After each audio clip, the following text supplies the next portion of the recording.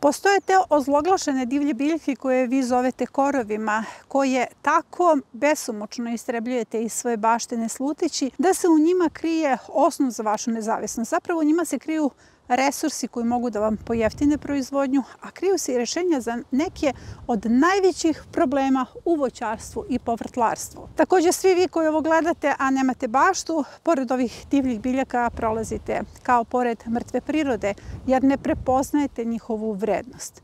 Također, divlja biljka o kojoj ću danas govoriti je rešenje za dva najveća problema u voćarstvu. U pitanju su ervinija i monilija. Naravno, reč je o crvenoj mrtvoj koprivi. Mrtva kopriva je jestiva biljka i zapravo nema otrovnu zamenu u prirodi. Biljka koja se koristi za pripremu kozmetike. Zapravo, malo je apsurd da istrebljujemo sa gredica ono što je nama besplatna hrana. Priroda nam u svakom trenutku daje ono što nam je potrebno. Zapravo, ako mrtvu koprivu stavljate u smuti, vi ćete rešiti tegobe tih prvih prolećnih alergija. Ali o tome ćete nešto dalje da istražujete. Ono što je moj zadatak danas je da vas pomirim s njom kako biste uvideli višestruku korist crvene mrtve koprive u bašti. Ja znam da je korist gruba reč, jer ja ne želim da iskorištavam ovu biljku. Ja samo želim da upotrebim grubu reč kako bi vas pomirila s njom. Jestivost sam stavila na prvo mesto, bez obzira što se tu ne radi o bašti, da bih vam privukla pažnju. Jer nešto što je jestivo zapravo može da vam uštedi novac. Imate besplatnu hranu, samo treba da naučite kako da je pripremite. Zapravo, prva njena uloga u našim baštama i voćnjacima jeste što privlači oprašivače. U pitanju je medonosna biljka koja trenutno hrani naše pčele. Svaki treći zalogaj koju unosite u sebe možete da zahvalite upravo pčelama. Zato je naša uloga da upravo njih nahranimo. S druge strane, koliko vas se meni žali da su prinosi u voćnjacima mali, da su prinosi u baštama mali. Sada dobro razmislite kako će sterilni voćnjaci da privuku oprašivače, kako će sterilne bašte da privuku oprašivače. Pogledajte oko mene.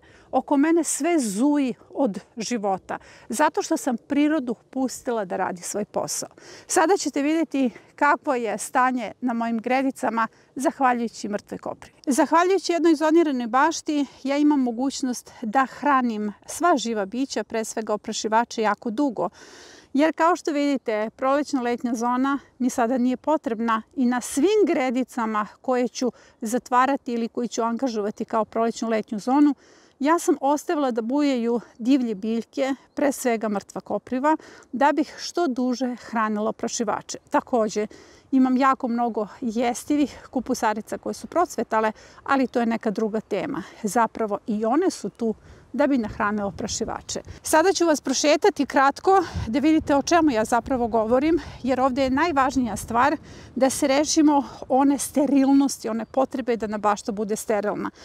Pogledajte kako se u mrtvoj koprivi krije jako mnogo salata. Zapravo, ja sam pustila mrtvu koprivu da se pojavi na svakoj gredici kako bi hranila oprašivače.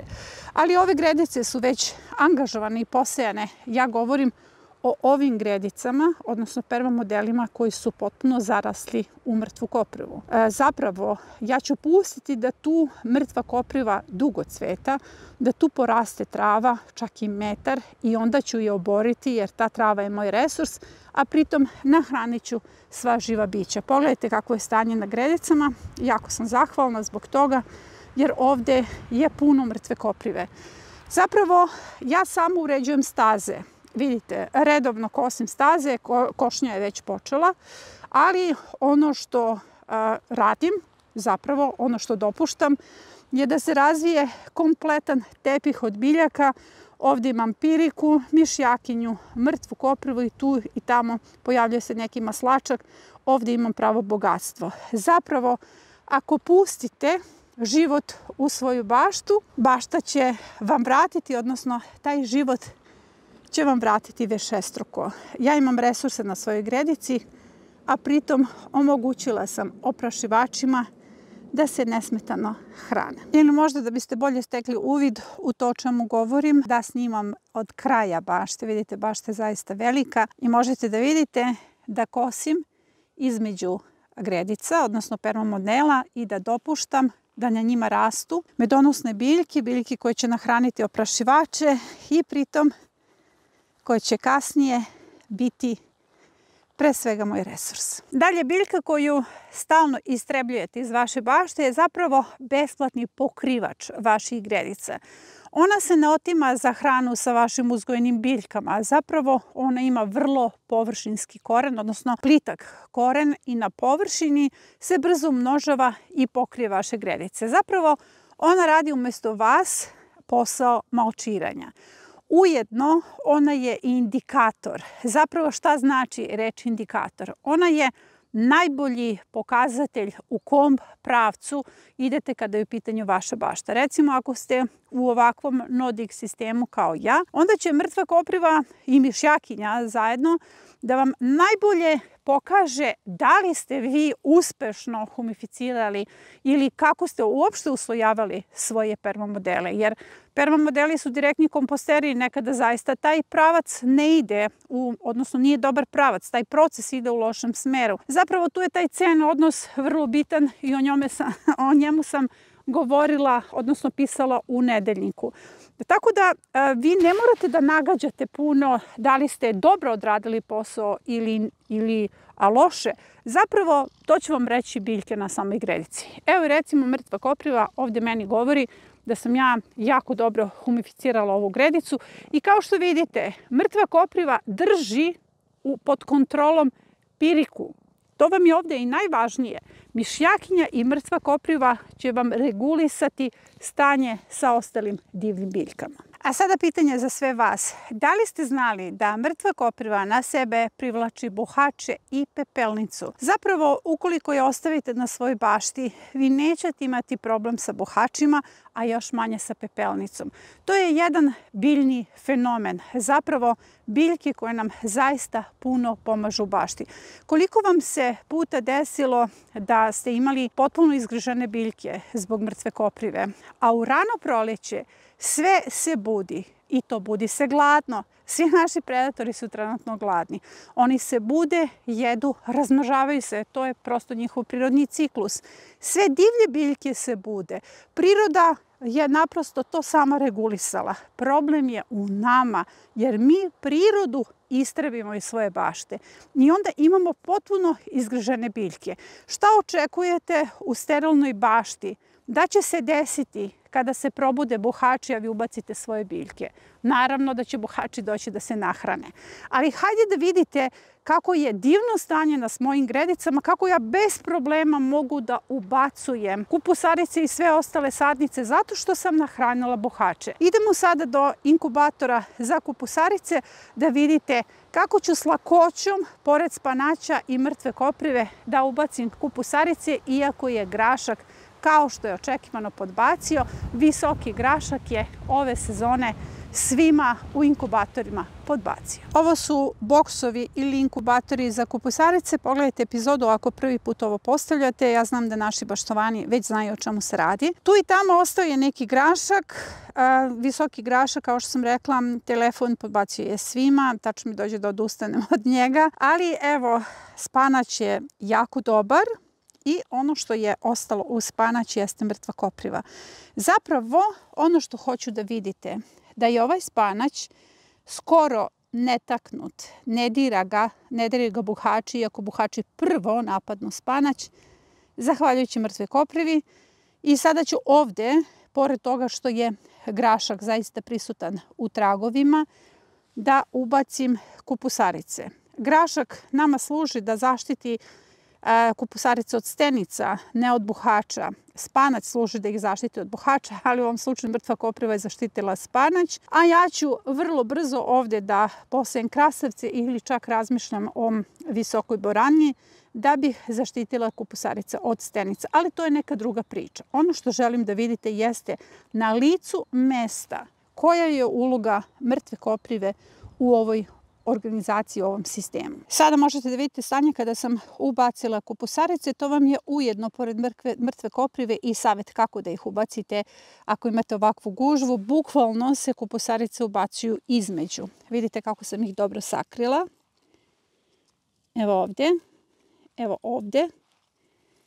Vidite, kako je sakrivena, jer suština je da krijemo naše kupusarice. U pitanju je model 3.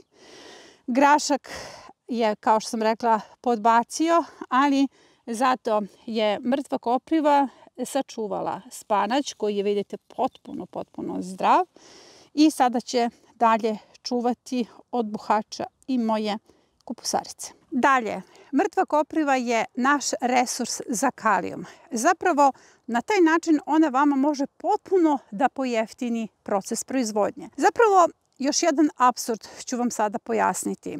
Kupujete mineralna veštačka đubriva da biste hranili svoje biljke i voćnjake. Vi na taj način dajete novac i uništavate život u tlu, što znači da radite duplu štetu svojoj porodici.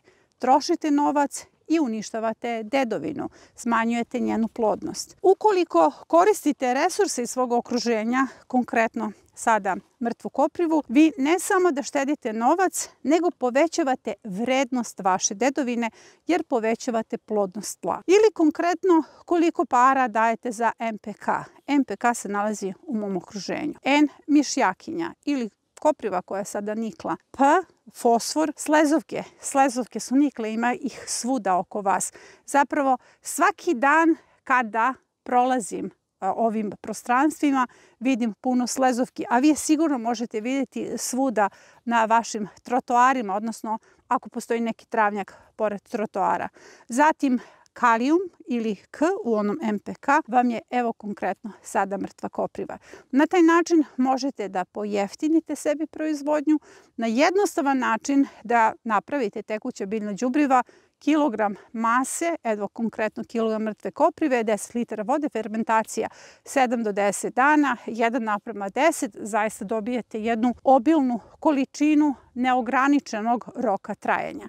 Ali ne samo što se mrtva kopriva koristi za pripremu tekućeg biljnih đubriva, ja konkretno kulture koje su kalijum zavisne kao krompir sadim na mrtvoj koprivi. Vidite ovaj krompir grm, snimljen je kratki video na ovu temu. Između ostalog, za uslovljavanje se upotrebila i mrtva kopriva. Vidite ovaj zeleni sloj kao sendvič, to vam je između ostalog i mrtva kopriva. Jer mrtvu koprivu možete da koristite za sve kalijum zavisne kulture. Sada će vam se postaviti tabela kako biste znali koje su to kulture. Ovdje je prošle godine bio posađen krompir na mrtvoj koprivi. Najbolje je rodio, ja to ponavljam, kroz sve priče o krompiru. Zaista sam bila fascinirana lakoćom uzgoja, jako zdravim listom i zdravim plodovima. I sada ću ovdje ponovo da uzgojim krompir na mrtvoj koprivi. Potrebno je samo za početak da je pokosim.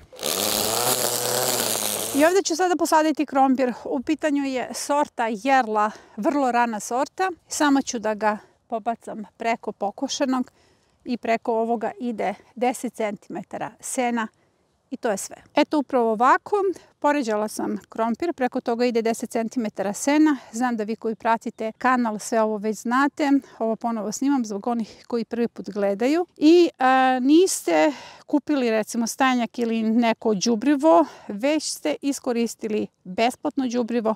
U pitanju je mrtva kopriva. Dakle, 10 cm sena i to je sve. Kao što vidite, još uvek ne kosim voćnjake, neka se oprašivači nahrane, pri čemu će bolje oprašivati i moje voćke, ali nije to sada tema. Sada je tema vrlo efikasan preparat protiv dva najveća problema u voćarstvu. U pitanju su monilija i jervinija.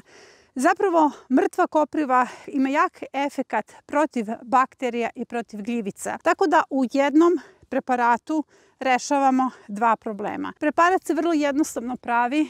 500 grama mrtve koprive, u pitanju je sveža biljka, ili 100 grama suve biljke, potopite u 5 litara vode. Sve to treba da ostavi preko noći. Nakon toga kuvate pola sata, ostavite da se ohladi, procedite i razblažujete 1:3 sa vodom. Naravno, niti jednu voćku ne smete da prskate u cvetu. Ja znam da vam nije lako da pustite prirodu da radi svoj posao. Ja stalno ponavljam tu rečenicu, pustite prirodu da radi svoj posao. I zaista to su neke malo teže odluke. Zapravo, od nečeg mora da se počne, pa neka se krene sa poverenjem. Jer ja sam sve to već prošla. Ja sam kompletan proces koji vi sada prolazite prošla. To su odluke koje vi morate da donesete na početku. Znate, ja sam donela odluku da ne želim da uzgajam bilo šta ako pre toga treba da pobijem milijarde živih bića. A milijarda živih bića jesu zapravo živo tlo. Zapravo to je odluka kada je jednom donesete i za te odluke morate da stojite bez obzira šta se oko vas dešava. Jer ovo je proces. Mi smo toliko prirodu izbacili sa svojih imanja, toliko prirodu izbacili iz svog života. I onda očekujemo da nekim kratkim, dobrim postupanjem se jednostavno sve posloži. Na taj način zapravo primenjujemo te svoje navike. Malo smo bili dobri, pa očekujemo da nas neko nagradi za tako nešto. To tako u prirodi ne funkcioniše. Zapravo, odluka koju donesete iza nje stojite, jer sve što vidite oko mene, a vidite samo mali procenat jednog imanja koje je pretvoreno u raj. Bukvalno kažem da raj stvarate sami sebi time što pustite da priroda radi svoj posao. Ja sam donela odluku da ne želim da se hranim onom hranom koju sam uzgojila time što ću pobiti milijarde živih bića. Iza te odluke stojim i dan danas. Tada mi je priroda omogućila da je prepoznam, da je upoznam i otvorila mi je sasvim neka nova polja koja sada vama prenosim. O svemu ovome pisat ću u nedeljniku i uvek vas na kraju podsjetim da se prijavite na naš nedeljnik ako još uvek niste, a link će biti u komentaru ispod ove epizode. Nedeljnik je potpuno besplatan. Ja sam zaista srećna što postoji jedno mesto koje niko ne može da na neki način filtrira ili gde ne postoji cenzura, gde mogu, kako se ono kaže, da lajem o istini koju živim onako kako želim.